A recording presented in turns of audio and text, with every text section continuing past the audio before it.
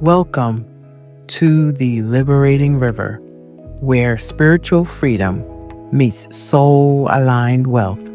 I'm Wanda. Today, we're talking about generational wealth. When most people hear the phrase generational wealth, what do we normally think? We immediately picture trust funds, real estate portfolios, stock accounts, or large inheritance, passed down from parents or guardians to their children. The conversations usually revolves around numbers. How much was left? How much was invested? How much grew? But the deeper truth is something rarely discussed. The most powerful forms of generational wealth often never appear on a balance sheet. Why? Because what actually transfers across generations faster than money is psychology. Mindset transfers faster than assets. A child may not inherit millions, but they almost always inherit ways of thinking. They inherit how their guardian reacted to bills. They inherit how stressed the guardian might have showed up during financial hardships, or they inherit whether money conversations were calm or explosive. They inherit whether wealth was seen as opportunity or danger. And those invisible inheritances often determine whether future money grows or disappears. Research from wealth psychology studies show that approximately 70% of wealthy families lose their wealth by the second generation. Think on that. Really think on that right there. 70% of that second generation loses their wealth. And about 90% by the third generation, according to data frequently cited by the Williams Group Wealth Consultancy. Interestingly, the primary causes were not based on bad investments. It was based on knowledge, communication breakdown, the lack of preparation, and of course, the unaddressed family dynamics. So what does that mean?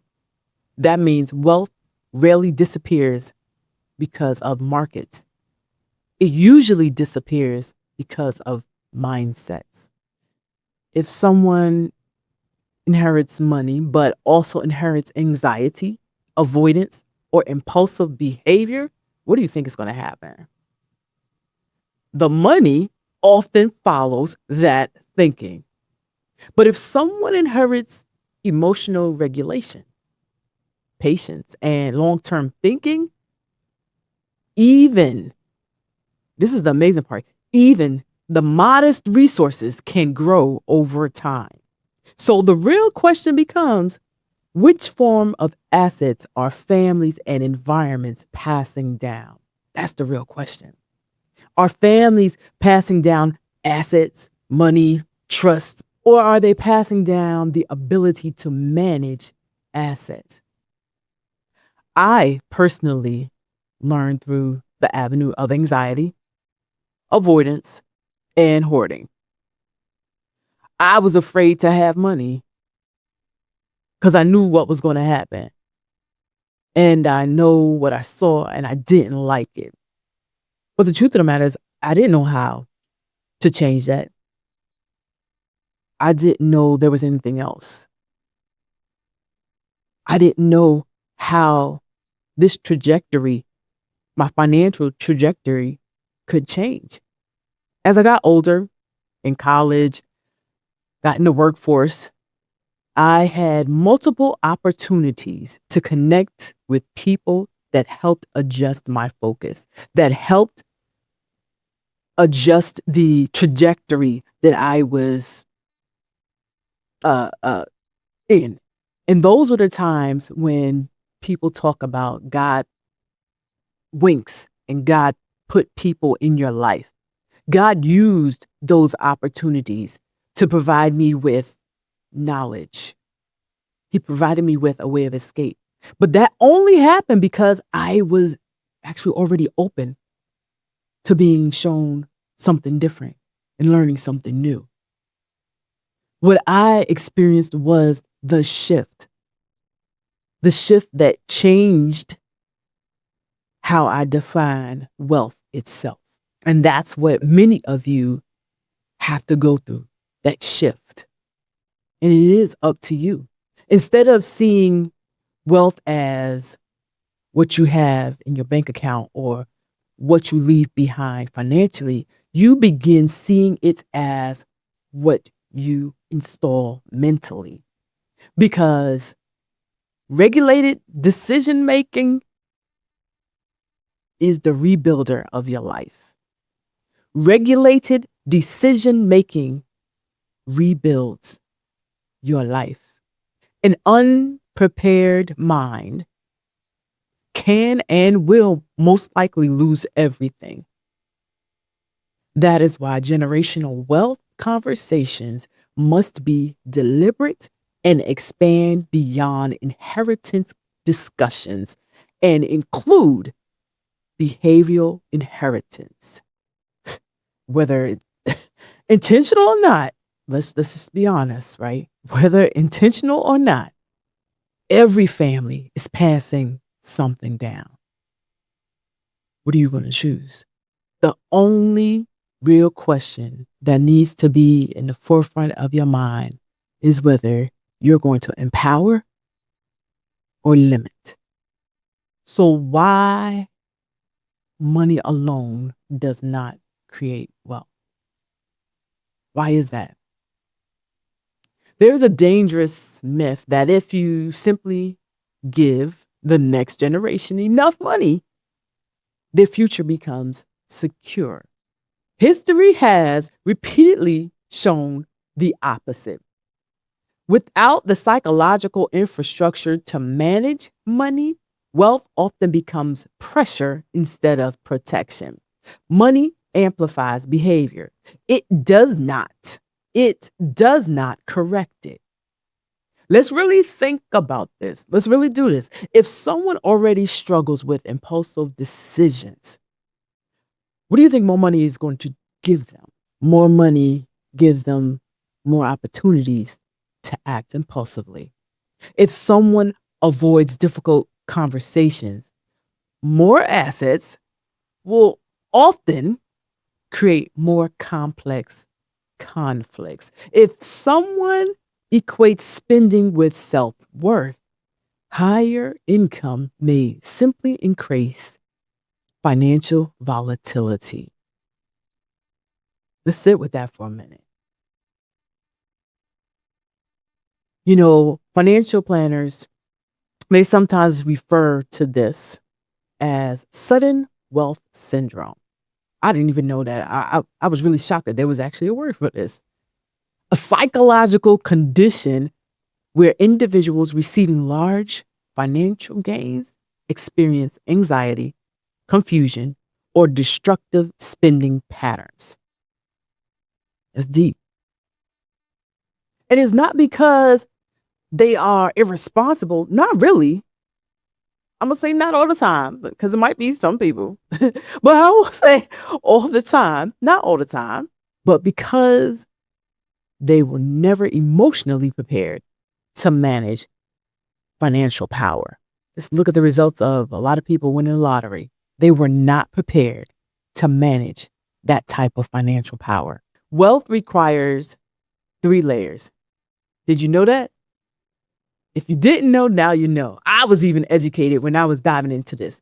So the layers are financial capital, knowledge capital, psychological capital. Think of it like this. If you had no seed in your hand, you know how farmers go out there to plant seeds? What if they had no seeds? Would they have a harvest? You have to have something already tangible before you can go planting anything as a farmer. Just bear with me. So The seed is not representing the money. Most people say, oh, seed, money. No, no, no. The seed is not representing the money. It is representing the knowledge and knowing that money can be produced and reproduced. Catch that? That's the psychological side of things. God moves from this truth. God made us to know and walk with the knowing. That's why God has always encouraged knowing. And they talk about it.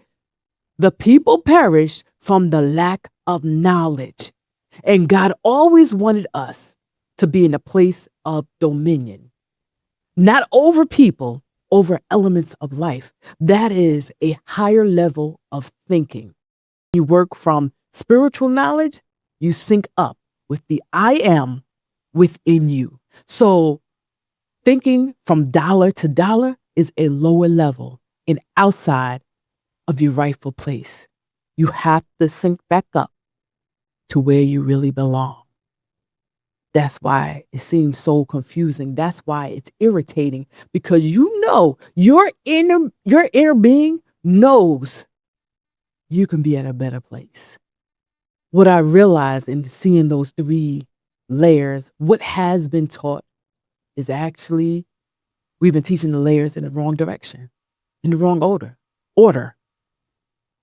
Most people only focuses on the first layer if we look at it in the order that is normally shown.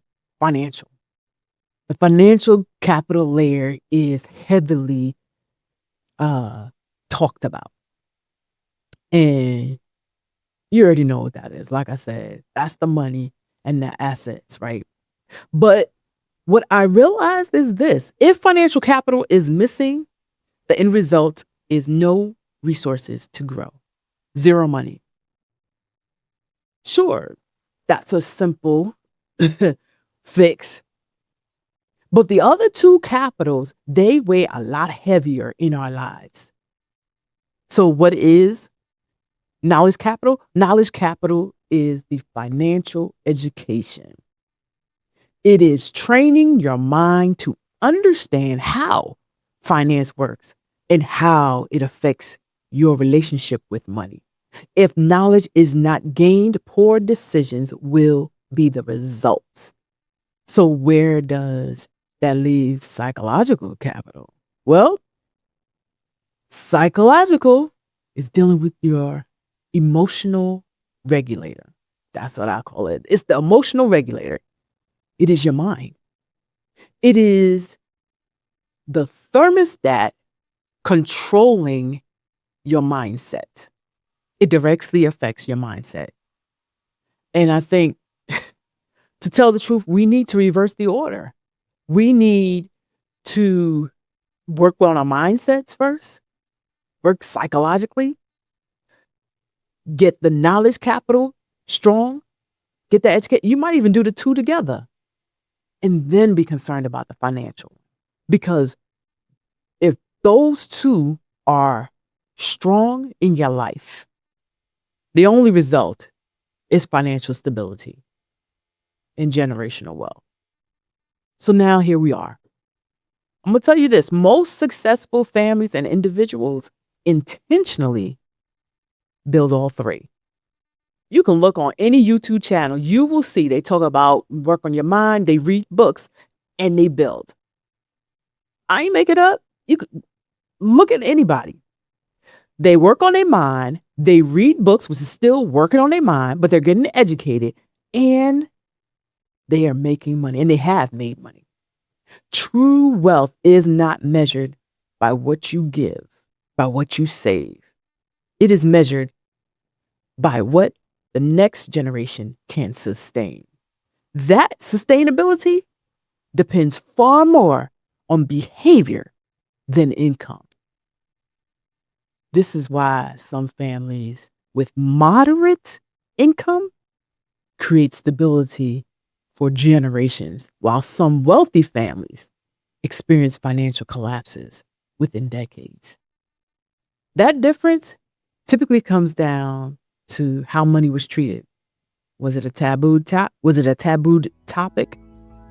Was it a stress trigger or a teachable life skill? And think about this.